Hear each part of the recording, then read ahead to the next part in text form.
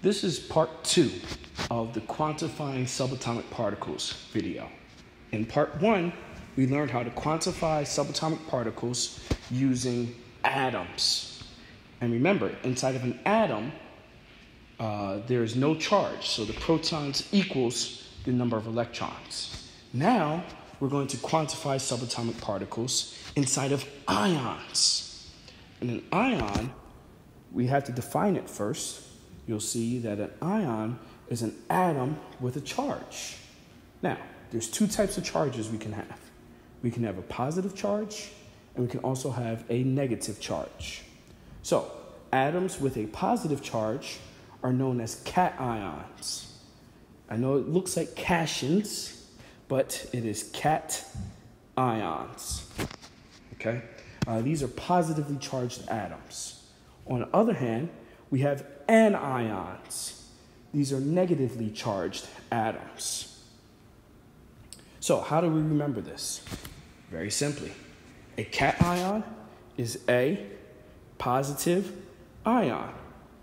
Anion, on the other hand, is a negative ion. It seems cheesy. I'm sure it probably has a different etymology, meaning the origin of the word, but this is how I remember it, so hopefully it helps you. Cations, anions. So, on your periodic table, groups 1, 2, and 3, they form 1+ ions, 2+, and 3+ ions, respectively. Groups 5, 6, and 7, on the other hand, form a 3-, 2-, and 1- ion, respectively. Now, we'll talk about why they form these later on when we get to Chapter 7. If you're watching online, be on the lookout for a Chapter 7 video, which will talk more about cations and anions. But in the meantime, just take my word for it, and you'll see that these things will hold true. So generally, metals form cations, and nonmetals form anions. So the elements that's on the left side of the periodic table will form cations. The ones that's on the right side of the periodic table will form anions. So in order to form these ions, the number of electrons must change. So cations will lose electrons, where anions will gain electrons. How do we know this to be true? Well, think about it mathematically. When we subtract a negative, we end up with a more positive value, right? Remember this from maybe middle school math. Subtracting a negative leaves you with a more positive answer. When you add a negative, you're going to end up with a more negative answer. So therefore, cations must lose electrons because you're subtracting a negative to end up with a positive. Anions must gain electrons because you're adding electrons to wind up with a negative ion. So let's take a look at some examples. Here we have a potassium ion with a mass number of 40. So hopefully you remember how to calculate the protons and the neutrons. So how many protons do we have? If you guessed 19, you would be correct. How do we know? Well, on the periodic table, potassium has the atomic number of 19. Therefore, the number of protons has to be 19. How about the number of neutrons? Well, that would be 21 in this case. How do we know? 40 minus 19 equals 21. That is the mass number. Subtract the atomic number, and you'll end up with the number of neutrons. So the first 2 steps, that stays the same. Nothing changes when you're calculating the number of protons and neutrons inside of an ion. However, how many electrons do we have in this case? Well, first we have to realize that the Cations means that it's a positive ion. Anions mean that it is a negative ion. So in this case, we have a cation, which has a positive charge. And since we don't have a coefficient here, which means a number in front of the positive charge, that means we have a 1 positive charge, which means we have to lose 1 electron. So you're always going to start from neutral. If it was neutral, potassium would have 19 electrons. But since it has a charge of 1 positive, we subtract 1 electron, where we go from 19 to 18 electrons. So pretty simple.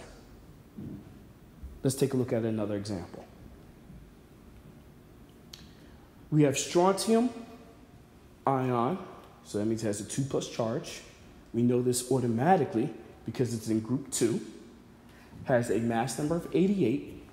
So now we need to figure out how many protons, neutrons, and electrons. When you look at the strontium on a periodic table, you see an atomic number of 38. Therefore, there are 38 protons in a strontium ion. How many neutrons do we have?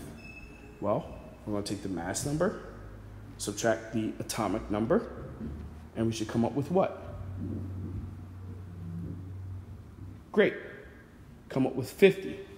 88 minus 38 equals 50. Now, how many electrons do we have in this case? Hopefully you see that there is a 2+ charge, which means we have to lose electrons because it's a positive ion. So therefore, we start from neutral. 38 minus 2 equals what? Good, 36.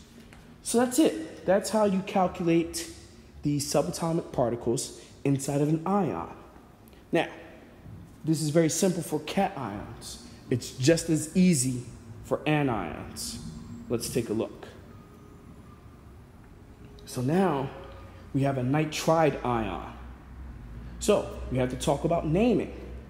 When you name a cation, simply all you do is you add ion to the atom name. So in our previous 2 examples, we had potassium ion, strontium ion. Easy. For an anion, a little bit different. You have to drop the ending, replace with IDE, and then you add ion. So nitrogen atom, in this case, becomes a nitride ion, as written here. So this IDE indicates an anion. So be on the lookout for IDEs. Those are anions. So everything starts out the same. We have 7 protons. Why? Because nitrogen has the atomic number of 7. We have 8 neutrons. Why? Because in this case, we have a mass number of 15. We subtract 7 from 15, and we wind up with 8 neutrons. Now, what about the number of electrons? Well, in this case, we start from neutral. We realize that it's an anion because it has a negative charge. Therefore, we have to gain electrons. How many electrons are we gaining? Well, the coefficient tells us 3. So therefore, we need to add 3 electrons to our number of protons. 7 plus 3 equals what? Of course, it equals 10. So therefore, a nitride ion will have 10 electrons surrounding it.